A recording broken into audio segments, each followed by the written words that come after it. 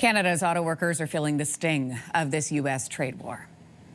So right now you have one of the biggest corporations in the world appeasing Donald Trump administration in the United States of America, and they're forgetting about Canadians.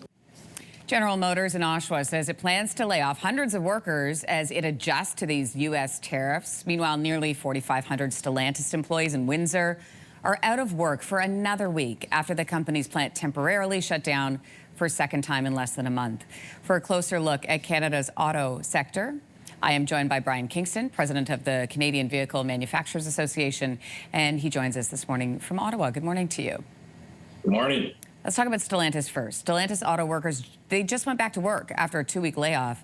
Why are we seeing yet another closure?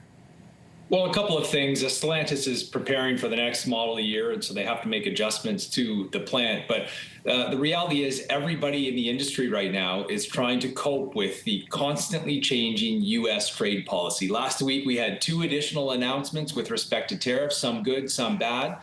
But it makes it very hard for companies to plan when the majority of your product, your exports, go into the United States. So everybody has to understand the environment and make sure that they can still build vehicles in Canada and get them into the U.S. in a competitive way. And until we get the Americans backing off on some of these tariffs, it's going to be a very challenging time. And Brian, that's the key, right? To keep building cars here in Canada, because we know there are reports that Stellantis is looking to shift some of its production to the U.S., obviously to avoid tariffs. What are you hearing, and what sort of impact could that have? Well, just to give you a sense of how costly these tariffs are, auto companies are estimating that the impact will be over $100 billion on U.S. manufacturing. I mean, General Motors just last week indicated that it has a $5 billion exposure because of U.S. tariffs. This is the biggest tax hike on the auto industry that we have seen in decades, and it's all meant to effectively penalize companies that are not building in the United States. So for Canada, what does that mean? Well, first of all, we've got to get rid of the tariffs. That's the Prime Minister's first job. But secondly, we may be moving to a more regionalized automotive industry. It's going to be less efficient and more expensive, but production in Canada will be for Canada, and production in the U.S. will be for the U.S. That's not a great outcome, but that's where things are going at the moment. You say get rid of tariffs, but is that really realistic? It has to be realistic, and I think it's obviously for Canada, this is important because of how much of our trade and how integrated we are with the Americans. But it is important to remember that the U.S. needs Canada. That's just a fact. The Americans send more vehicles to Canada than they do to any other country in the world by far. More to Canada than they do to Germany, China, and Mexico combined. So there's a deal to be had because this is a mutually beneficial relationship. And I am hopeful, given the tone of conversation between the president and the prime minister, that we have an opportunity here. But of course, we have to prepare for the worst, which is no deal in a fragmented North American market. We did see a shift late last week on tone a little bit, right? President Trump announcing Canadian auto parts that are compliant with CUSMA won't be hit with tariffs. So how much relief does that bring?